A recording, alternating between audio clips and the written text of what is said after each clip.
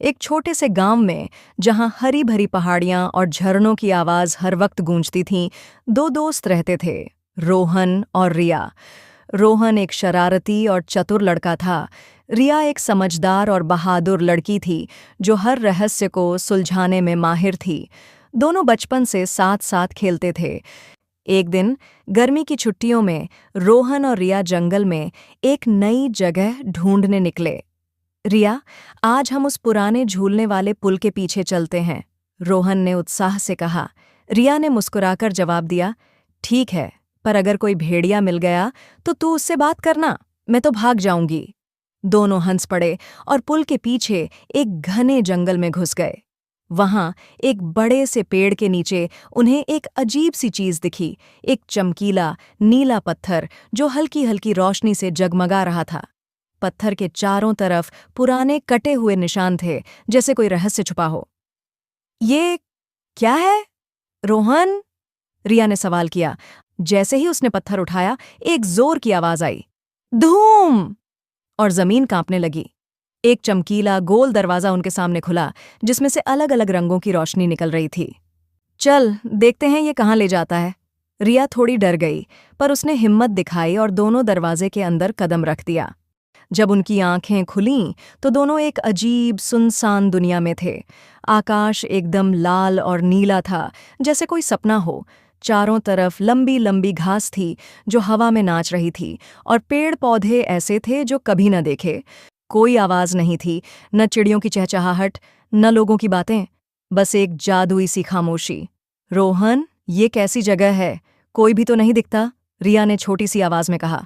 तभी उन्हें दिखा, एक बहुत बड़ा बच्चा, लगभग 10 फुट लंबा, धीरे धीरे उनकी तरफ आ रहा था। कौन हो तुम लोग?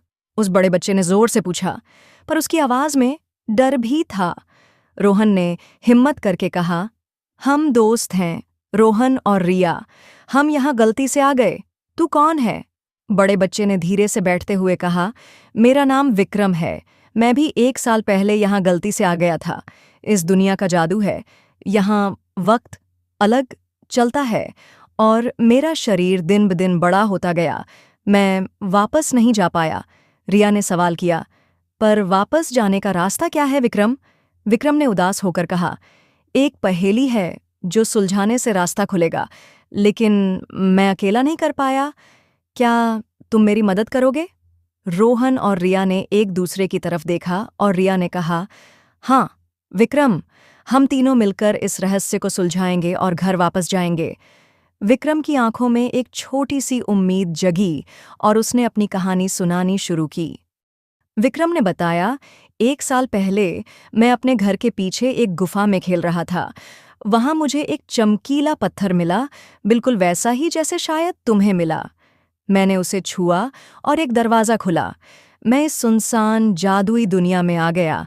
पहले तो मुझे मज़ा आया। यहाँ के पेड़ पौधे चमकते थे, हवा में एक मीठी सी खुशबू थी, और आकाश रात को सितारों से भर जाता था। लेकिन जल्दी ही मैं डर गया, क्योंकि कोई भी इंसान यहाँ नहीं था। इस दुनिया का जादू ऐसा है कि जो भी यहाँ रुकता है, उसका शरीर बड़ा होने लगता है। पहले दिन मेरा हाथ थोड़ा बड़ा हुआ, फिर पैर, और अब देखो, मैं इतना बड़ा हो गया हूँ, विक्रम ने आगे बताया। एक दिन मुझे एक पुराना पत्थर का मंदिर मिला, जहाँ 3 दरवाजे थे। मंदिर के ऊपर लिखा था कि वापस जाने का रास्ता इन दरवाजों के पीछे है, लेकिन एक पहेली सुलझानी पड़ती है। मैंने बहुत कोशिश की, पर अकेले होने की वजह से मैं हार गया। अब तुम दोनों आए हो, तो शायद हम साथ मिलकर इसे सुलझा सकें। रोहन ने मुस्कुराते हुए कहा, विक्रम, हम तुझे अकेला नहीं छोड़ेंगे।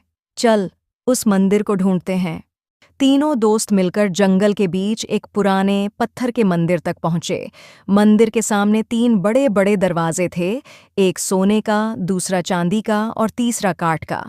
हर दरवाजे के ऊपर एक छोटा सा निशान था, और मंदिर की दीवार पर एक जादुई पर्ची पड़ी थी जो हवा में तैर रही थी। दीवार पर लिखा था, 3 दरवाजों का राज है यहाँ, एक बोलता सच, एक झूठ का जहां, तीसरा खतरा लाता है। ध्यान से सुन, जादुई पर्ची से पूछो एक सवाल अपना, सोच समझकर चुनो एक रास्ता, सिर्फ एक ही ले जाता है घर वापस। रिया ने पर्ची उठाई और जैसे ही उसने छुआ, पर्ची ने आवाज दी, एक सवाल पूछो और मैं जवाब दूंगी।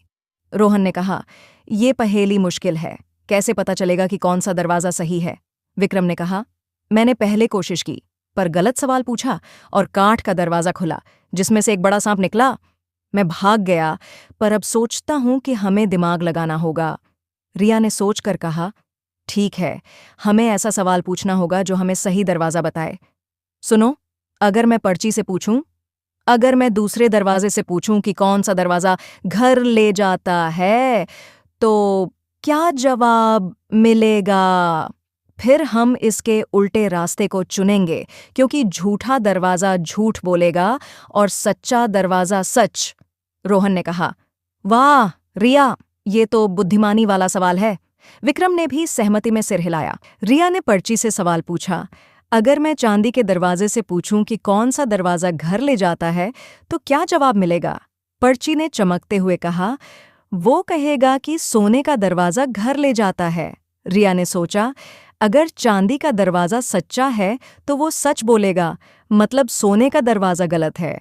अगर चांदी का दरवाजा झूठा है तो भी सोने का दरवाजा गलत ही होगा। इसका मतलब काठ का दरवाजा भी खतरनाक है और सही रास्ता सिर्फ एक ही बचता है, चांदी का दरवाजा। तीनों दोस्त उत्साह से भर गए।